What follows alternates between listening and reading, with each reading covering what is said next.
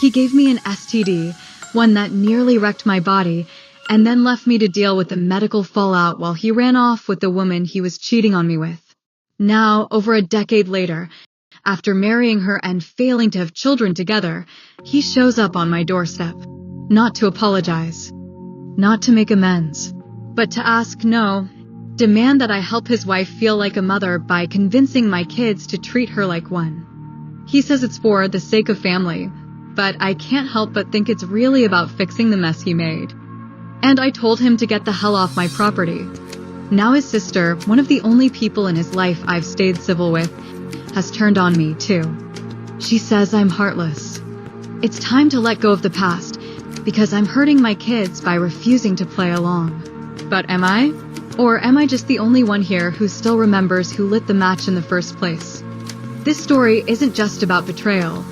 It's about entitlement, blurred family lines, and the weight of forgiveness when someone asks for it far too late. I'm 46 now, but some days I still feel frozen in time.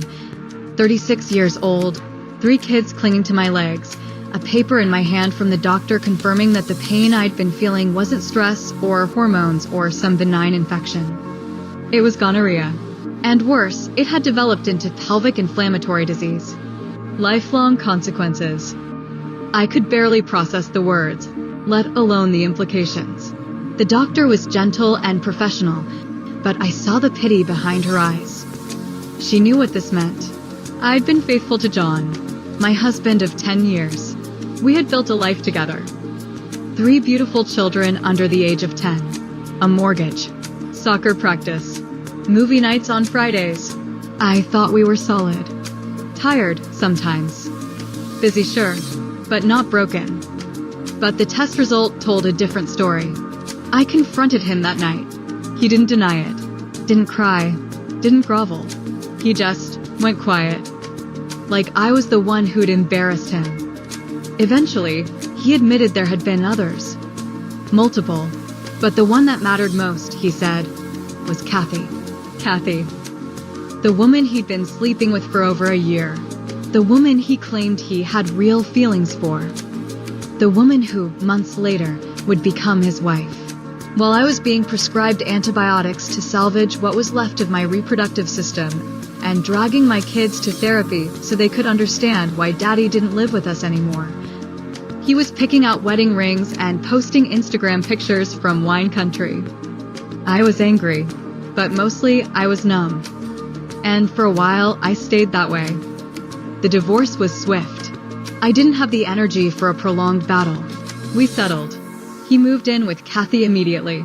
I kept the house, primary custody, and the mountain of emotional labor. And I did what I always do. I showed up.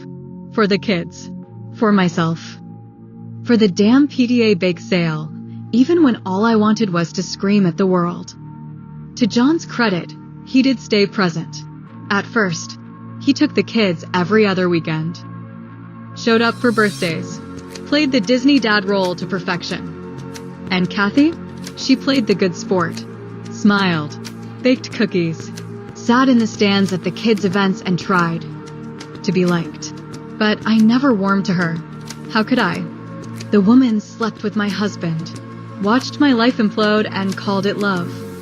And I was expected to smile in front of her for the sake of co-parenting harmony. They tried to be friendly. Sent me Christmas cards. Kathy emailed me once about starting fresh. I never replied. Eventually, they got the hint. I was polite for the kids. But warmth? Forgiveness? That was never on the table. As the years went by, the kids got older and started to form their own opinions. At first, they tolerated Kathy. Polite, distant. She'd try to get involved, help with school projects and plan outings. But something never quite clicked. I never badmouthed her. Not once. That was my rule. But kids are intuitive. They see the little things. Hear the tone. Feel the undercurrent. Around the time my oldest turned 16, cracks started to show. She tries too hard, he told me once. Like she wants us to pretend she's our mom. But she's not. It wasn't malicious. Just factual. The way kids sometimes say the most devastating things with a shrug. Still, they kept visiting. Every other weekend. Holidays rotated. It was stable. Until Kathy started having miscarriages. It started with one, then another, then a stillbirth. I can't imagine the pain of that, I truly can't. Whatever else I feel toward Kathy, I wouldn't wish that agony on anyone. But something shifted after that. Suddenly, the tone at their house changed. Kathy became more emotionally needy. John started pushing the kids harder to be affectionate, to call more, to make an effort. Family dinners became less about bonding and more about obligation. My middle child, the most empathetic of the three, tried to play along. But it wore him down. She cries when I don't hug her, he said once, eyes downcast. It makes me feel guilty. I called John, told him to back off. That the kids were grieving too in their way. That they couldn't be emotional crutches for grown adults. He accused me of poisoning them against Kathy. I hung up. Fast forward to this year. My youngest graduated in May. Straight-A student. Track captain. Brilliant, sarcastic, sweet to his core. He didn't want John or Kathy at his graduation. We talked about it. At length. He was afraid of hurting feelings, but even more afraid that their presence would overshadow his day. I want it to be about me, he said. Not about their drama. Not about how sad Kathy looks. Just me. I told him it was his choice. That I supported him no matter what. John, of course, flipped. Texted me long paragraphs. Voice notes at 1 a.m. He didn't even try to hide the manipulation this time. How can you let him exclude the only other mother figure he's ever had? She's lost so much. Can't you see this is killing her? I blocked him. Then, a week later, he showed up at my door. I didn't answer at first. Let him knock. Watched through the curtain. Part of me wanted to ignore him entirely. But I also knew he'd just come back. So I opened the door. He looked older. Not just physically. Worn down. Sad. I almost felt a flicker of sympathy. Then he started talking. I need your help, he said. Kathy needs your help. I didn't say a word. She's not doing well. The losses. The stillbirth changed her. She wanted to be a mom more than anything. And the kids. Our kids, I corrected. He flinched. Then kept going. Our kids were her light. But they've drifted. And it's killing her. He asked me to talk to them. To encourage them to rebuild the relationship. To treat Kathy as their other mom. He said we should present a united front for future weddings, babies, and big life events. So Kathy wouldn't feel left out. So she could still feel like a mother. I laughed. John, I said, you slept with this woman behind my back. Gave me an STD, made me rebuild everything from the ground up while you waltzed off into a honeymoon.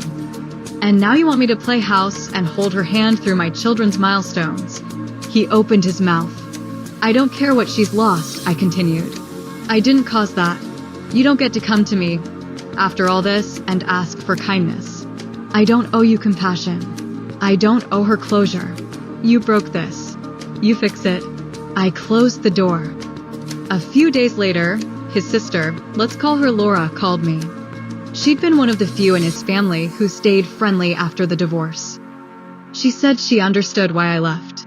That she hated what John did. That Kathy was a homewrecker. So I was blindsided. She told me I was cruel. That I could have shown a little grace.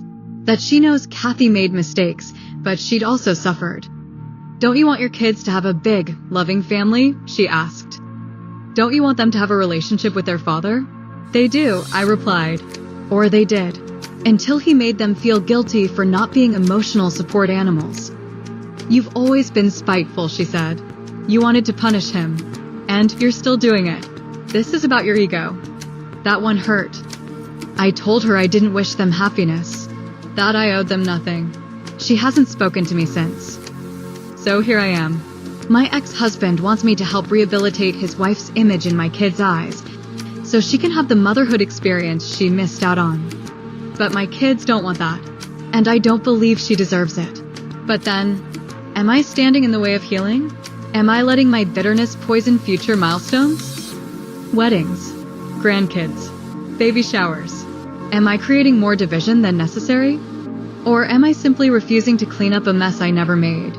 Sometimes I wonder what kind of person I'd be if I had more forgiveness in me. But then I remember what it felt like to sit in that doctor's office, to explain to my children why their family was breaking in half, to watch their hearts break as mine did. They asked me to move on, but forgiveness doesn't mean rewriting history, and healing doesn't mean pretending there was no wound. So, am I wrong for refusing to help my ex's wife feel like a mother to my children? Now it's your turn. Drop your verdict in the comments. Am I the asshole for shutting the door on my ex and his wife? Or was I justified in protecting myself and my kids from a relationship built on betrayal? Would you have made peace for the sake of future family events? Or is it okay to draw a boundary that's strong, even if it costs you relationships? Make sure to like the video, subscribe for more deep dives into messy moral dilemmas, and share this story with someone who's dealt with complicated blended families.